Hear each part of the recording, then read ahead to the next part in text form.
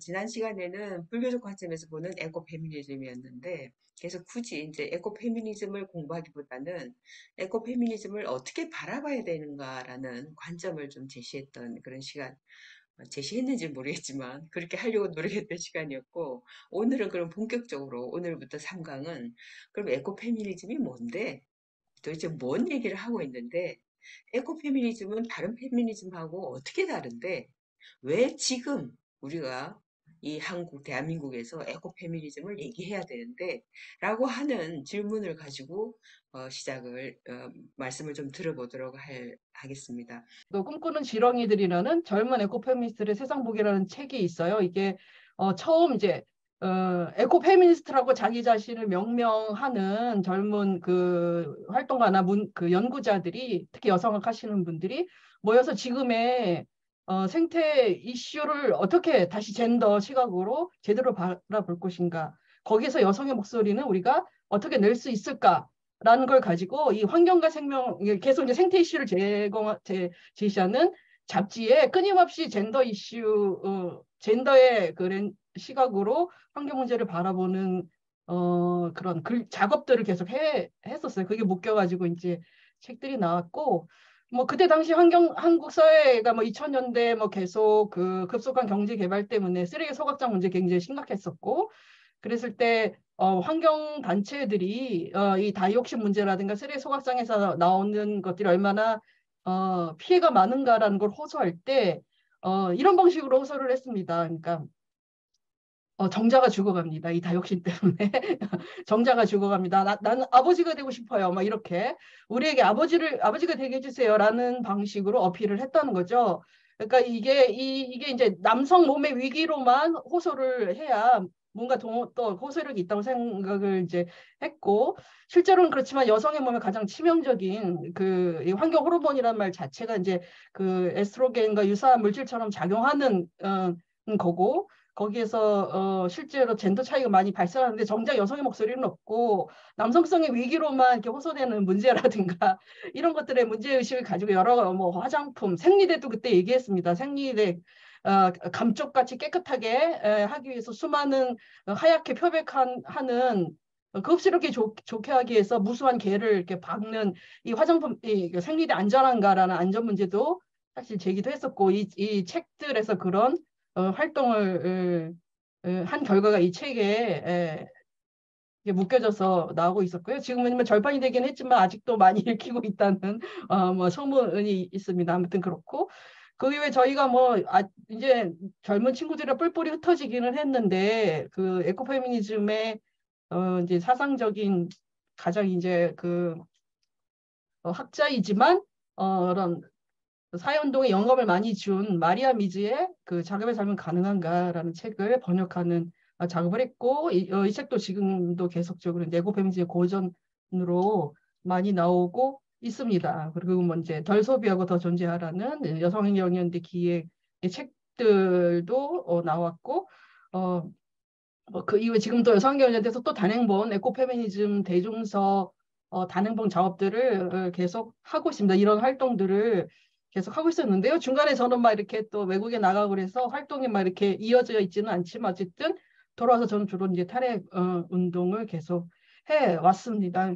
그러면서 이제 제가 말하는 거는 사실은 뭐 공부한 것이 있고 다양한 저의 경험들을 기반으로 한 얘기들이에요. 뭐 그런데 지금까지도 수많은 에코페미니즘과 관련된 강좌들을 하면 항상 그러면 결국 한 줄로 뭐야? 이렇게 많이 물어봐요. 이 그 에코페미니즘은 여성의 그러니까 여성을 대하는 태도와 자연을 대하는 태도, 자연을 마구 아무렇게나 해도 된다는 생각과 여성의 몸을 아무렇게나 대해도 된다는 생각이 같은 생각이고 같은 방식으로 이루어졌다고 보는 생각이다. 그래서 정말로 진정하게 여성을 해방해야 된다고 한다면 이게 뗄라 뗄 수 없기 때문에 이 지구의 약탈이라든가 생태 위기, 지금의 기후 위기 문제를 간과하고 얘기하는 거는 말이 안 된다고 생각하는 거고 또 생태 위기 막 얘기하면서 그 여성들의 그 수많은 몸에 대한 착취, 여성의 삶에 대한 약탈 이런 문제를 아무렇지도 않게 생각하고 관심이 없이 생각하는 모든 기후 위기론자, 생태론자 이거 텅 빈 거다, 공허한 거다. 라고 보는 거죠. 이 두 개는 반드시 같이 가야 된다고 생각하는 게 에코페미니즘이다. 뗄래야 뗄 수 없는 거라고 생각한다. 뭐 이제 이런 식으로 한 줄이 아니라 너무 길었나요? 아무튼 어, 그렇게 보는 게 바로 에콜로지다. 보면 결합되어 있지 않는가라는 거죠. 페미니즘과 에콜로지라는 말이 결합되어 있는 거죠. 그렇지만 이것의 각각의 문제 의식으로 처음으로 그 프랑스와 드본느라는 분이 여성해방인가 죽음인가라는 곳에서 처음으로 이제 이 단어를 주조했다고 합니다. 그때도 여러 가지 유엔이나 아니면 그 여러 가지 보고서에서 이미 성장의 한계들에 대한 이야기들이 되게 나왔고 그렇다면 이 위기의 원인이 과연 뭔가? 위기라는 얘기는 굉장히 많이 나왔었죠, 이전부터. 이 파괴 원인은 바로 남성 중심 체계다. 여성을 억압을 했던 남성 중심 체제가 바로 이 지금의 생태 위기, 지구의 위기, 자원의 위기의 아주 핵심적인 원인이다라고 그때부터 주장을 해왔던 거죠. 그렇기 때문에 생태계 위기를 해결하려면 여성 억압의 문제를 먼저 풀어야 할 것이고 지금의 기후위기도 그렇지 않습니까? 그리고 또 그것을 해결하는 데 있어서 그 항상 남성들이라든가 이런 그 높은 계급들이 말아먹은 것들을 다 그 여성들이 다시 파괴된 거 다시 세우고 또 어질러진 거 청소해 오고 그랬던 것인데 그 과정에서 만들어진 여성들의 지혜라든가 잠재력만이 유일하게 지금의 문제를 해결해 줄 수 있다. 이렇게 이제 주장을 했습니다. 이렇게 정리를 했던 건 1987년에 페미니즘 앤 이컬러지라는 카렌 워렌이라는 에코 페미니스트가 아까 제가 말씀드렸던 대로 여성에 대한 억압과 착취, 자연에 대한 억압과 착취는 중요한 연관성이다. 뗄래야 뗄 수 없는 연관성이 있기 때문에 이 이중적인 억압을 올바로 이해해야만 한다. 각각으로만 따로따로 이해할 수는 없다라는 것. 그래서 특히 이 페미니즘의 이론과 실천에 있어서는 이 생탁적 관점이 굉장히 필요할 수밖에 없다. 그리고 이 생태 문제 해결하는 데 있어서도 페미니즘 관점을 포함해야 한다라고 보는 거죠. 그러니까 지금 지구가 뭐 죽어가고 있다고 하면서도 여성 몸에 대한 착취라든가 뭐 디지털 성폭력이라든가 이런 문제에 대해서 이거 뭔 관계가 있다고 저렇게 떠드느냐라고 하는 에콜로지스트 에 대해서는 다시 한번 이제 물음표를 던질 필요가 있다. 이렇게 이제 보는 거죠. 뭐 등장 배경, 모든 사상이 그렇듯이 등장 배경은 여러 가지 사회운동에 속에서 싹트고 또 다시 거기에 대한 질문이 있고 그 질문으로부터 다시 이제 발전을 해올 수밖에 없는데 아시다시피 1962년에 레이첼 카슨의 침묵의 부분 굉장히 커다란 반향을 일으켰었고 그동안 전 세계가 진보라는 경제 성장이라는 하나의 그 일관된 가치를 위해서 막 전 세계가 달려왔는데 이거 과연 이거 이대로 가는 거 맞아? 이거 진짜 제한 기다리고 있는데 아주 심각한데라는 엄청난 경종을 울렸었죠. 그런데 이분이 또 여성이고 좀 나이가 든 여성이었기 때문에 사실 엄청난 경종을 울렸음에도 불구하고 그것이 주류의 사회까지 전달되는 데는 상당히 어려움도 겪고 시간이 좀 걸렸었죠. 그러면서 이제 레이첼 카슨의 문제제기가 반향을 일으키니까 또 여러 가지 이 지금의 경제 성장이라든가 근대 과학 기술, 이 자연의 파괴를 뒷받침한 것에는 파괴적인 근대 과학 기술이 있었다라는 거에 대해 문제 제기라는 책들이 나왔고 이렇게 가다가는 지구가 남아나가지 않겠어라는 전 지구적 차원의 보고서도 나오기 시작했죠. 그리고 또 이런 분위기이다 보니까 이전부터 그 활동을 했던 그런 생태주의자들, 그 유명한 헨리 소로라든가 레오폴드, 그다음에 심층 생태주의, 이 심층 생태주의, 사회성 생태주의라는 이 큰 생태주의 자체도 너무나 많은 주장과 또 서로 간의 비판점들이 있지만 이 네스는 심층 생태주의자이고요. 머레이 북치는 사회 생태주의자들인데 이런 생태주의자들의 책들도 많이 반영을 일으키고 서로 간의 비판점들 이제 사회생태주의는 인간과 인간 간의 억압과 착취 문제를 왜 보지를 않냐 하고 심층 생태주의는 얘기를 하고 인간의 그 인간 너머의 그 자연에 대한 깊은 생태적 시각 없이 어떻게 변형이 가능하냐 뭐 이런 방식으로 서로 싸우기도 했었고 이런 생태주의의 어떤 흐름 안에서 또 그 페미니즘도 이 생태주의와 결합되면서 그럼 이 안에서 여성들은 뭐지? 이 안에서 이 사회생태주의 안에서 심층 생태주의 안에서 여성은 어디 있지? 라는 질문도 이제 하게 된 거고요. 또 큰 흐름은 뭐 말할 것도 없이 이 전 지구적인 착취는 주로 이전에 식민지였던 곳이라든가 새롭게 개척된 그런 신식민지라고 얘기하죠. 이런 제3세계의 땅들을 마구 파헤치고 자연들을 많이 착취하면서 이루어졌었죠. 근데 여기에 이 제3세계 민중들이 가만히 있지 않고 엄청나게 어, 저항 운동을 합니다. 주로 여성들을 중심으로 해서요. 그리고 또 이것도 굉장히 중요한데 이따가 또 뭐 정리를 하겠지만 가장 또 커다란 이 흐름 특히 북미 그 유럽과 미국에서는 핵무기 개발에 반대하는 평화운동이 굉장히 컸어요. 그 80년대 특히 미소가 그 핵무기를 전진 배치하면서 냉전을 강화할 무렵에 이제 그 유럽 사회는 매일매일 정말 치열한 그 거리에 나오면서 반대 운동을 하죠. 특히 이제 뭐 핵무기 우리가 이제 원전이라고 얘기하는 것이 사실은 핵무기를 만들기 위한 공장이기 때문에 이제 원전이라고 안 하고 우리는 핵발전소라고 해야 된다 이렇게 하면서 탈핵 운동을 하거든요. 그러니까 핵발전소가 또 여러 가지 세워지잖아요. 근데 이 핵발전소에 저항하는 운동들이 특히 독일을 중심으로 해서 엄청 거세게 일어났었고 그 중심에 여성들이 있었고 그 과정에서 여성들의 어떤 잠재력과 힘들이 굉장히 드러났던 시기들이 있었어요. 또 미국을 중심으로 해서 펜타곤 둘러싸기 운동이 있었고 이따가 또 뭐 설명하겠지만 그린 앤 커먼 운동이라든가 이런 방식의 크게 그 뭐 두 축이라고 한다면 제3세계의 민중들이 이 자본주의적인 약탈적인 착취에 저항하는 운동 가운데서 그리고 또 하나는 이 핵무기 개발과 미소 냉전의 그 위협에 저항하는 평화운동이라는 큰 흐름 속에서 이제 에코페미니즘 문제의식이 싹터요. 그런 어떤 배경들이 있다는 거죠.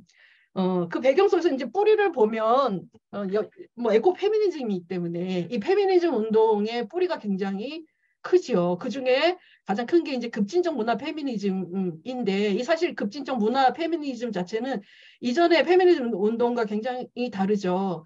사실은 그 가부장제가 남성의 지배 구조가 항상 여성을 지배해야 하는 이유 중에 맨날 예로 들었던 것이 그 여성의 생물학적 차이를 예를 들었잖아요. 니들은 애를 낳게 되어 있고, 니들은 피를 흘리게 되어 있고, 니들은 그래서 가정 안에 머물러야 하고, 이런 그 생물학적인 어떤 차이를 들어서 어떤 열등함의 근거들을 들었는데, 거꾸로 이 문화파 페미니즘은 그래 우리 애 낳고 길러 그래 우리 계속 순환시켜 사회를 근데 그게 얼마나 중요하고 그게 얼마나 풍요로운 가치이고 이 재생산이라는 것이 이 사회를 계속 순환시키는데 얼마나 결정적인 힘인데 이 생명을 계속 순환시키고 재생산하는 것 자체가 인류의 거다란 힘이야. 그게 여자들이 갖고 있어라고 하면서 기존에 그 열등하다고 봤던 근거들을 이렇게 전복시키는 하나의 급진적인 전복을 이루어내는 그래서 여성이 자연과 아주 밀접하게 연결되어 있다라는 걸 부인하기보다는 맞아 이거 맞아 여자는 훨씬 남자들보다 자연과 깊이 연결되어 있어. 하지만 그게 어땠어? 그거 너무 좋은 건데? 라고 오히려 얘기하는 그런 급진적 문화파 흐름들을 가지고 있죠. 그 전까지 이제 자유주의 페미니즘이나 이런 데서는 그 차이 있기는 하지만 차이보다도 동등함과 평등과 이런 것들을 더 많이 강조를 해요. 그래서 이제 에코페미니스트 그들 중에는 그 뭐 시모누드 보바르는 그 뭐 남성의 뭐야 그- 그걸 둘러싼 뭐 저기 뭐야 그 뭐라 그래요? 메스큘리니스트라고 그렇게 비판을 하기도 하는데 어쨌든 그렇기 때문에 될 수 있는 대로 그 생물학적인 근거라든가 여성이 자연과 밀접하게 결합되어 있다는 것을 얘기하지 않거나 감추거나 하려고 하지만 거꾸로 이제 이들의 급진적 문화파 페미니즘은 그걸 적극적으로 환기시키고 그래서 여신 전통이라든가 어떤 새로운 마녀 전통이라든가 이런 걸 다시 되살려나면서 어떤 그 여성이 자연과 밀접하게 결합되어 있다는 것을 차단하려는 그런 시도들을 하게 돼요. 이게 이제 굉장히 에코페미니즘의 중요한 초창기의 어떤 발화가 되게 된 중요한 흐름이 된 거죠. 그래서 에코페미니즘 말하는 리유빙 더 월드인가 다시 짠다라는 것도 어떤 그런 거미라든가 뱀이라든가 이런 여성과 자연이 이렇게 연결되어 있다고 보는 그런 흐름들과 이렇게 깊이 비유해서 이제 그 메타포를 사용하기도 하고 하는 그런 문화파 페미니즘의 전통을 하나 크게 공유를 하고 있죠. 물론 이거는 나중에만 본질 여자는 그럼 맨날 애 낳고 기르고 맨날 돌보고 청소하고 이러는 존재냐라는 이제 본질적으로 그렇다는 거냐라는 비판을 받게 되면서 본질주의 논쟁을 하게 되는 것들이 있지만 그런 뿌리를 가지면서 이제 발전을 하게 되는 거고 2번, 3번 아까도 제가 설명을 하게 한 그런 내용이에요. 뭐 이 주요 주장들을 그냥 나중에 정리하면서 한번 쭉 읽어보시면 될 것 같아요. 가장 큰 거는 위계론적인 이원론이 이 지금의 생명 파괴와 지구 파괴의 근본적인 가치관이다라는 거.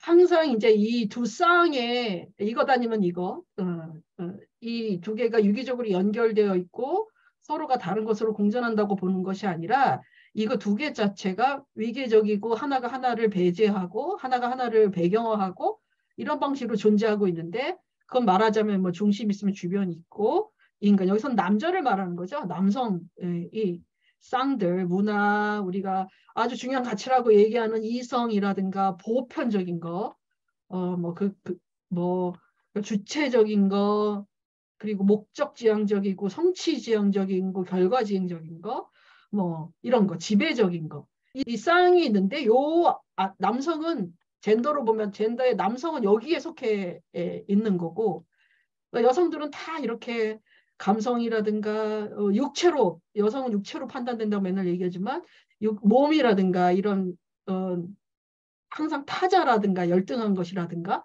도구적이라든가 이런 쌍으로 존재하고 있구나. 이런 것들이 바로 여성을 이 자연과 같이 묶어가지고 여성을 열등한 것으로 지배하는 이런 서구적 이혼론이 가부장제적인 이혼론 체계 안에 있구나라는 어떤 이론적인 결론들을 이제 내는 거죠. 아까도 얘기했듯이 이제 플로모드나 이런 분들이 그 위계적인 이혼론들이 어떻게 구성이 되어 있고 이 이혼론이라는 게 하나가 하나를 근본적으로 배제하고 수월한 것으로 균질화되어야 되고 하나가 하나를 배제하거나 후위로 밀려서 백그라운드로 만들고 병합 도구화 이런 방식으로 이 이원적 관계들을 만들고 있다라고 에코페미니스트들이 이제 비판을 해왔습니다. 여기에서 에코페미니즘의 쟁점이라고 얘기한 건 아까 조금 제가 말씀드리기는 했지만 항상 남성들, 그러니까 가부장제가 여성을 억압하는 것 자체가 이제 여성이 자연과 가깝다. 자연의 그 어떤 뭐 변덕스러움과 통제하고 싶은데 통제 안 되는 것을 전부 다 자연과 한 세트로 엮는 상징성들을 계속 사용한다거나 그래서 여성과 자연의 연관성이 항상 성차별주의의 근본이라는 것은 동의를 하는데 특히 그 초기의 에코페미니스트들 아까 말씀드렸듯이 문화파 페미니스트들이 그래 여성과 자연이 굉장히 밀접하게 연관되어 있어라고 주장한 거에 대한 여러 가지 의견들이 생길 수밖에 없는 거죠. 그게 근본적으로 생물학적인 것인지 사회적이고 문화적인 것인지에 대한 이견들이 여전히 존재하고 여성과 자연의 연결을 중요시해야 하는지 아닌지에 대한 입장 차이 때문에 에코페미니즘을 하나의 흐름으로 그걸 너무나 중요하게 생각하고 계속 그거를 가져가려고 하는 사람들이야라는 본질주의적 비판을 어, 계속해서 받고 있고 지금까지도 그런 오해들을 계속 갖고 있죠. 아까도 얘기했듯이 그렇게 여성과 자연의 연관을 끊으려는 입장이 이제 시몬 느보바르라든가 이런 자유주의 페미니즘 쪽 사람들 그다음에 뭐 이거 다 아시죠? 파이어스톤은 이것을 이제 하나의 그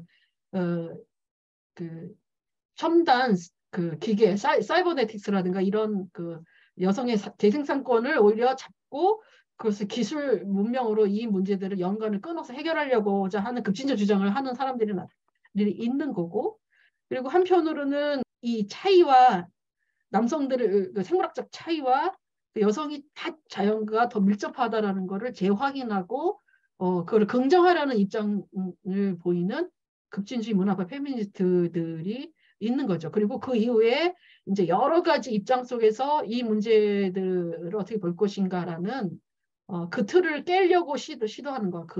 뭐 여성과 자연의 연결시키려는 그 이론적인 틀로부터 벗어나려고 하는 그건 뭐 페미니즘 안에서도 마찬가지죠.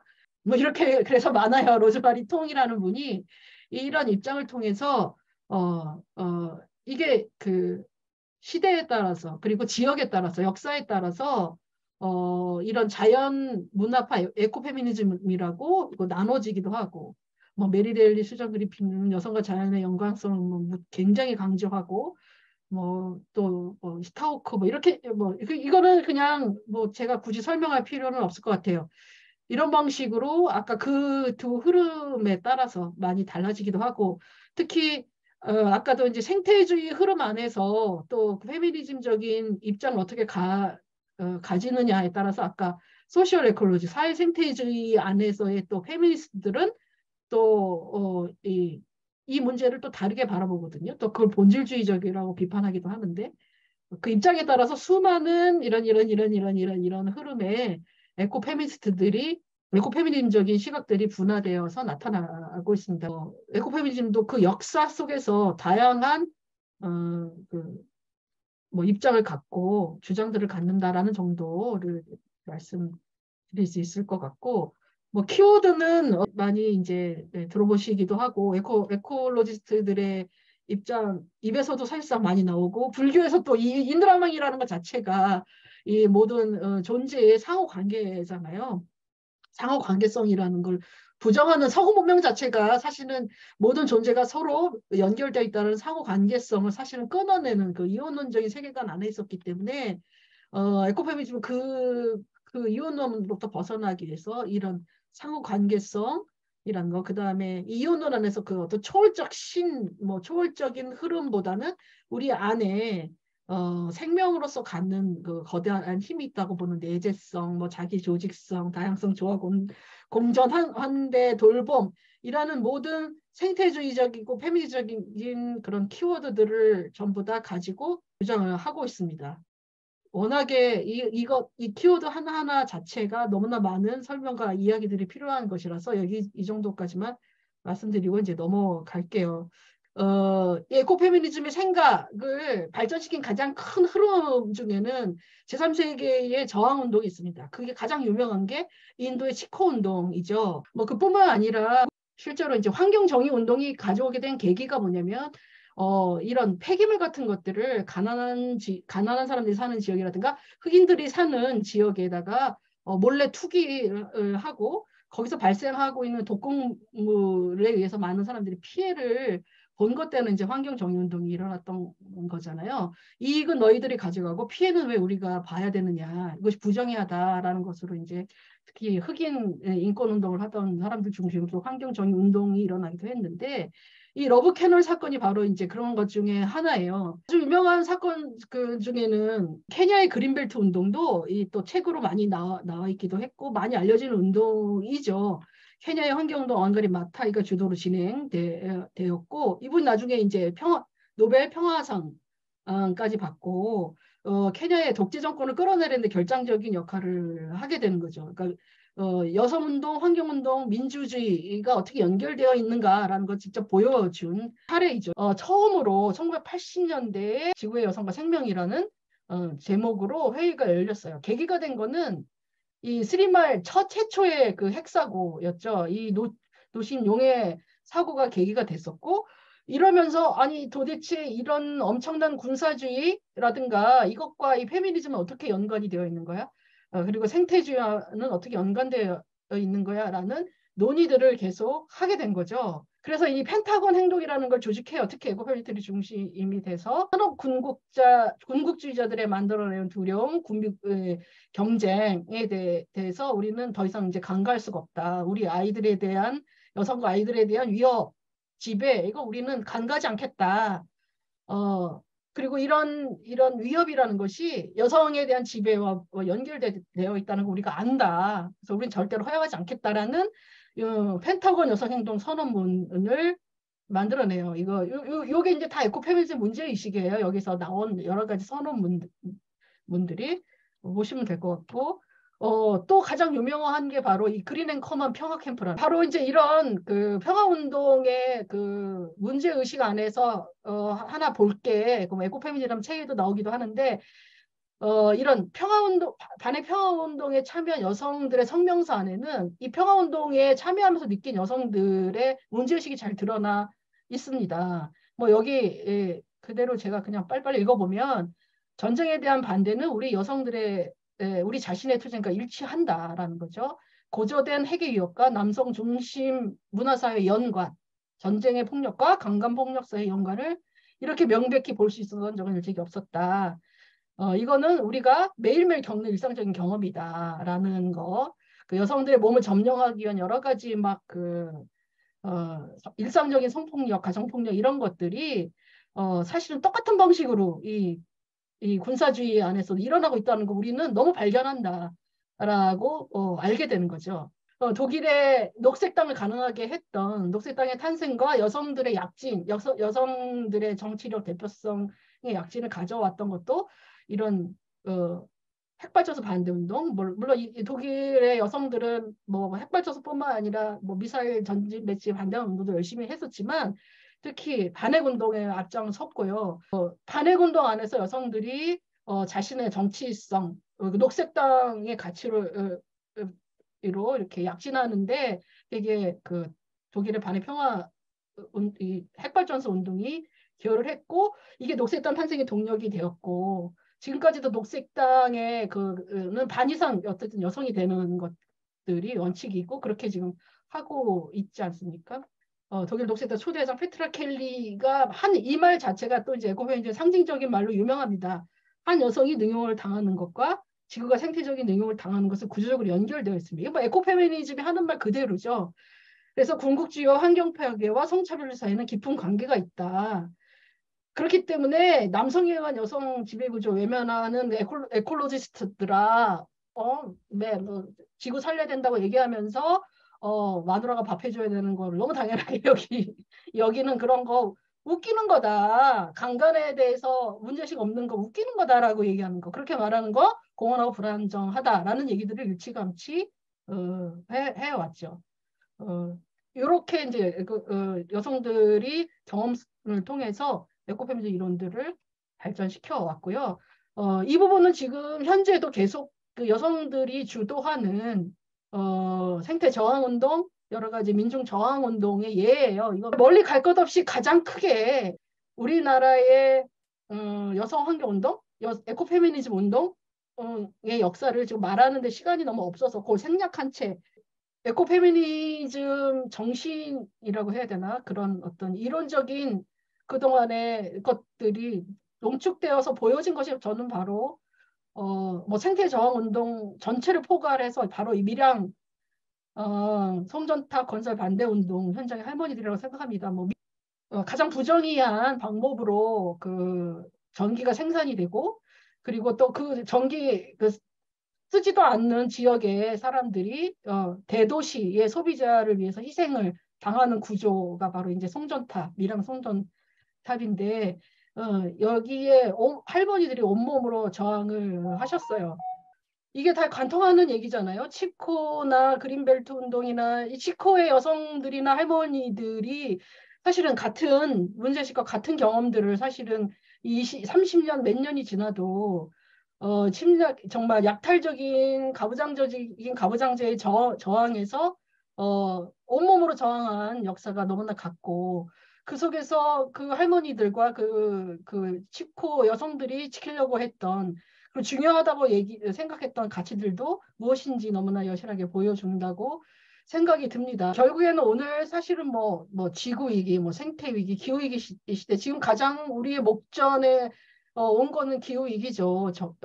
그리고 기후 위기를 비롯한 수많은 일상화된 재난이 우리의 지금 우리 목전에 있는 현실인데 2022년, 뭐 2023년, 2000 뭐 몇 년까지 계속 에코페미니즘적인 어떤 실천, 문제의식, 사유가 굉장히 더욱더 중요해질 수밖에 없어요. 그런데도 불구하고 에코페미니즘 뭐예요라는 질문들을 계속 하는데 저는 계속 이런 질문이 나오는 게 중요하다고 생각이 들어요. 그만큼 아직도 에코페미니즘적인 가치가 많이 뭐 확산이 되지 않고 있는 반증이기도 좀 한편으로는 다시 한번 에코페미니즘에 대한 관심과 이것이 일어나고 있는 또 한편 반증이기도 해서 저는 어쨌든 이런 질문이 많아지는 거 굉장히 중요하다고 보고요. 그래서 오늘 또 이런 강의를 또 불러주셔서 또 감사하다는 생각이 들고, 뭐 아시다시피 경제 대국이고 막 뭐 전 세계 주요 국가 뭐 순위 6위가 됐고 막 이러지만 여전히 한국은 자살률 세계 1위고 행복지수 61위고 뭐 GDP가 일본을 뭐 추월했다고 자랑하는 거고 한류가 뭐 전 세계를 집어삼키고 있지만 여전히 많은 사람들은 고통에 내몰리고 노동자들은 죽고 뭐 그러니까 일하다가 죽고 놀러 가도 죽냐 요즘 젊은 애들은 그리고 우리가 끝까지 할머니 할아버지가 돼서 죽을 수 있을까라는 어떤 절망적인 질문들을 해대는 그런 시기입니다. 뭐 이렇게 계속 불이 나고 뭐 산불이 나고 또 물난리가 나고 하는 건뭐 말할 필요도 없고요. 지금은 백래시의 시기가 돼서 정말 지금 뭐 여성가족부를 없앤다는 둥 여성이 들어가는 모든 사회 단체 조직에 대한 무슨 뭐 수사가 들어간다는 둥 이런 방식으로 여성운동을 탄압하려고 하고 있고 이른바 뭐 말도 안 되는 젠더 갈등이라는 말을 만들어내서 뭐 부추기고 있는 현실이긴 하지만 얼마 전까지만 해도 거다란 페미니즘 물결이 일어났습니다. 그리고 그 속에서 여성의당도 창당이 되었고 수많은 젊은 여성들이 또 그 해화역 시위처럼 자신들의 어떤 파워들을 보여줬고 미투 운동이 거세게 일어나면서 대한민국의 정치를 흔드는 그런 역사도 사실 있었습니다. 그럴 때 굉장히 많이 팔린 아이고 책이 바로 이 책이었어요. 어, 젊은 사람들 많이 읽었어요. 저는 이 책 재밌게 읽었고 무엇을 말하려고 하는지 너무나 잘 알고 있거든요. 왜냐하면 너무나 당연한 것들, 너무나 기초적인 평등들이 사실상 우리 사회에 아직도 실현되지 않았고 그래서 화의를 구할 수밖에 없는 여성들이 절실하게 여성들 공부도 더 많이 더 잘하고 더 능력 있고 더 잘하는데 여전히 뭐 여성들은 2차적 존재가 되는 게 대한민국 현실이기 때문에 당연히 내 파일을 구하는 거죠. 아직도 그런 자유주의적인 평등의 페미니즘 물결 속에서 여성들이 거대한 목소리를 내는 거 굉장히 중요하죠. 인류를 구하러 온 게 아니고 뭐 물론 요거 자체를 갖고 제가 뭐 꼬투리를 잡거나 그런 건 아닌데 사실은 우리가 당면한 현실은 과연 내 파이만 구할 수 있는 상황이 결코 아닌 거죠. 일찌감치 아까 말씀드렸던 이네스트라 킹이라는 사람은 페미니즘에서 말하는 파이가 과연 무슨 파이인가? 지금 우리는 이퀄 피스 파이가 아니라는 거죠. 똑같이 파이를 주는 게 아니라 이 파이가 도대체 어떤 파이냐는 거죠. 부패되고 오염되고 썩은 파이라는 거라는 거죠. 이거 우리가 똑같이 나누는 거에 관심 있는 것이 아니다라고 일찌감치 얘기를 했다는 거죠. 똑같이 남성과 파이를 나누는 것이 아니라 그 파이가 과연 어떤 파이냐. 지구를 착취하여. 그리고 거대한 어떤 독이 묻어 있는 제대로 먹을 수 없는 파이라는 거를 제대로 바라볼 필요가 있다라는 거. 그래서 우리는 또 그 단지 오염된 파이를 착취적인 세계에서 만들어진 파이를 똑같이 나누는 데 관심을 두는 게 아니다라고 선언을 했습니다. 그래서 페미니즘이 어떤 파이 싸움이라든가 밥그릇 싸움, 물론 여성의 야망과 정치가 필요하죠. 그렇지만 그 야망과 그 정치가 지향하는 것이 정말 똑같이 지금의 지구 파괴적인 기후위기 문제에 대해서 어떤 해결책을 내세울 수 없는 그런 정치라고 한다면 어, 우리의 삶은 나아지지 않고 지구의 삶도 나아지지 않는다라는 것. 여성의 삶도 궁극적으로는 개선될 수가 없는 것이고, 그리고 이 기후위기를 목전으로 하고 있는 우리의 삶도 개선될 수가 없다라는 것. 특히 이 신자유주의에서 모든 것이 자기 관리, 자기 책임이 됐을 때 여성들이 더욱더 절박해지거든요. 내 거를 더 많이 하고 싶은 욕망, 더 많이 가지고 싶은 욕망, 이런 것들이 계속 부추겨, 알파걸들이 존재하니까 또 그걸 성취해낸 그런 것이기도 하지만 그것이 궁극적인 지향하는 것이 그 어떤 파국이라고 한다면 허망한 거라는 거죠, 결국에는. 그렇기 때문에 에코페미니즘, 이 페미니즘의 고향 속에서 더욱더 절실한 것은 에코페미니즘 사유일 수밖에 없다. 파이를 정말 구하는 게 아니라 건강한 파이를 구해서 우리가 만들어가는 것이 우리에게 더 중요하다라는 생각이죠. 그래서 이 기후위기를 해결하는데 우리 여성들이 어떻게 또 나서야 될 것인지 또 거대한 우리가 또 과제를 또 안고 있기도 합니다. 이것도 하나의 주제가 돼서 또 할 말은 되게 많은데 어쨌든 기후위기와 이런 젠더 현실에 대해서 할 말은 많지만 어쨌든 우리 앞에 놓인 것들이 이렇게 에코페미니즘적인 문제의식과 어떤 실천이 굉장히 우리에게는 필요하지 않은가. 다행히 우리에게는 또 이런 여성운동에 커다란 물결을 일으켰던 성과가 있다고 생각이 되기 때문에 이것들을 잘 이어나가는 것이 필요하지 않을까 라는 절박한 생각이 들면서 부랴부랴 마치도록 하도록 하겠습니다. 네, 이상으로 마칠게요. 감사합니다.